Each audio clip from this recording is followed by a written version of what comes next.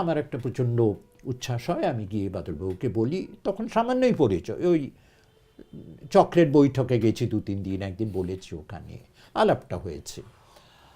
আমি বলি যে নাটকটার একটা কপি আমায় দেবেন।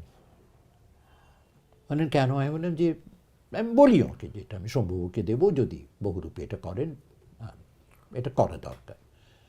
বাদলবাবু প্রচণ্ডভাবে বলে না না না না, ওটা থিয়েটারের জন্য নয়, ওটা ওটা থিয়েটারই নয়, ওটা আমার অনেকগুলো ব্যক্তিগত চিন্তা, খুব পার্সোনাল, সেটা আমি একভাবে লিখেছি, আর আমি কিছু লিখলে সেটা নাটকের ফর্মে চলে যায়, আই কান্ট হেল্প ইট, এই শব্দটাই বলেছিলেন।